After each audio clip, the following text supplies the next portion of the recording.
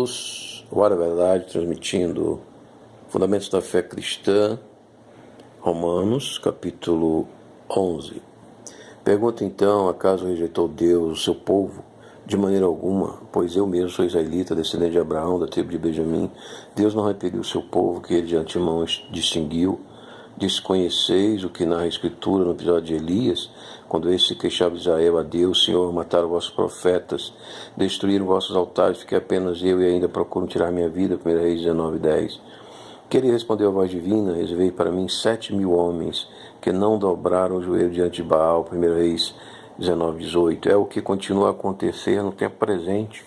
Subsiste um resto segundo a eleição da graça, e se é pela graça já não é o é pelas obras. De outra maneira, a graça cessaria de ser graça. Consequência que Israel não conseguiu o que procura. Os escolhidos, estes sim, o conseguiram. Quanto aos mais, foram obcecados, como está escrito: Deus lhes deu um espírito de torpor, olhos para que não vejam, ouvidos para que não ouçam, até o dia presente. Deuteronômio 29:3 de Moisés. Davi também o diz: a mesa se lhes torne em laço, em armadilha, em ocasião de tropeço, em justo castigo, a vista se lhes obscureça para não verem, dobra-lhes o espinhaço sem cessar. Salmo 68:23 seguintes. Pergunto ainda: tropeçar acaso para cair? De modo algum, mas sua queda, tornando a salvação acessível aos pagãos, incitou-os à emulação. Ora, se o seu pecado ocasionou a riqueza do mundo e a sua decadência a riqueza dos pagãos, que não fará a sua conversão em massa? Declara-os a vós, homens de origem pagã: como apóstolo dos pagãos, eu procuro honrar o meu ministério, com o intuito de eventualmente excitar a emulação aos homens da minha raça e salvar alguns deles, porque se de sua rejeição resultou a reconciliação do mundo, qual será o efeito de sua reintegração, senão a ressurreição dentre os mortos? Se as primícias são santas, também a massa o é, e se a raiz é santa, os ramos também o são. Se alguns dos ramos foram cortados e se tua oliveira selvagem fosse enxertada em seu lugar, e agora recebes seiva da raiz da oliveira, não te envaideças nem menosprezes os ramos, pois se te gloriares, sabe que não és tu que sustenta a raiz, mas a raiz a ti. A seiva da raiz da oliveira, Paulo já tinha citado, são os oráculos de Deus, as alianças, as promessas, a lei que foi dada a Israel. Dirás, e até o Messias, dirás talvez, os ramos foram cortados para que eu fosse enxertado. Sem dúvida, é pela incredulidade que foram cortados, ao passo que tu é pela fé que estás firme. Não te ensoberbeças, antes teme. Se Deus não poupou os ramos naturais, bem poderá não poupar a ti. Considera, pois, a bondade e a severidade de Deus, severidade para com aqueles que caíram, bondade para contigo, suposto que permaneças fiel a essa bondade, do contrário, também tu serás cortada. E eles, se não persistirem na incredulidade, serão enxertados, pois Deus é poderoso para enxertá-los de novo. Agora, atualmente, nós temos o fenômeno dos judeus messiânicos, que, apesar de seguirem as tradições, né, a lei mosaica, né, em muitos aspectos, eles acham que não foi revogada, né, então eles seguem, né, e eles, apesar disso, eles estão aceitando o Messias Jesus.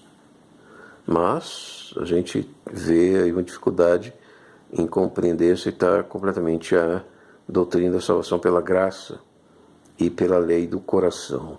Se tu, cortada da oliveira de natureza selvagem, contra a tua natureza foste enxertado em boa oliveira, quanto mais eles, que são naturais, poderão ser enxertados na sua própria oliveira.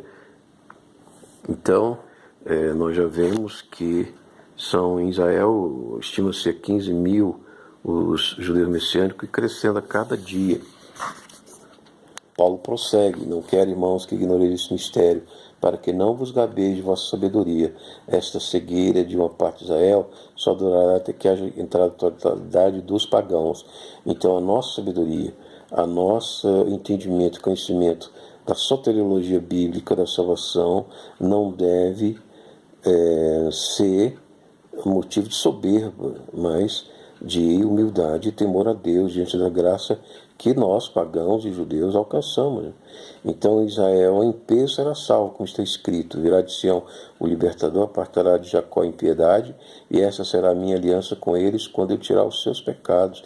Então ele vai tirar, ainda é uma promessa, Isaías 59, 20 seguintes, 27 e 9, há uma promessa de um libertador para Israel em Sião, e a confirmação da aliança de Israel com Israel e o retirar dos pecados, está lá em Isaías 59, 20, seguintes 27, 9. Isso Jesus fará, ainda não fez, ele fará. Aqui Paulo está advertindo que nós sejamos então solidários com a salvação do povo de Israel, como Paulo foi, e humildes diante de Deus, diante da graça e da misericórdia que nos alcançou. Se quanto ao Evangelho eles são inimigos de Deus para proveito vosso, quanto à eleição, eles são muito queridos por causa de seus pais, pois os dons de chamado de Deus são irrevogáveis. Assim como vós antes fostes desobedientes a Deus e agora obtiveste misericórdia com a desobediência deles, assim eles são incrédulos agora, em consequência da misericórdia feita a vós, para que eles também mais tarde alcancem por sua vez a misericórdia. Deus encerrou a todos esses homens na desobediência para usar com todos de misericórdia. Então Deus tem suas estratégias na soteriologia da salvação de pagãos e judeus. Ó abismo de riqueza, de sabedoria e de ciência em Deus, quão impenetráveis são os seus juízos, inexploráveis os seus caminhos. Quem pode compreender o pensamento do Senhor? Quem jamais foi o seu conselheiro? Quem lhe deu primeiro para que seja retribuído dele e por ele, para ele, são todas as coisas. Dele, por ele, para ele, são todas as coisas. A ele a glória por toda a eternidade. Amém e amém. Esse que vos falou, Alf, o mistério de salvação de Israel. Então é um mistério, o mistério da salvação de Israel, que virá de Sião. Isaías 59, 20, 27, 9, capítulo 11, manifesto da fé cristã, salvação pela graça na união em Cristo, a redenção, o chamamento, a criação, a redenção, a justificação, a glorificação e o reino celeste. Shalom Hashem. Alfes que vos falou.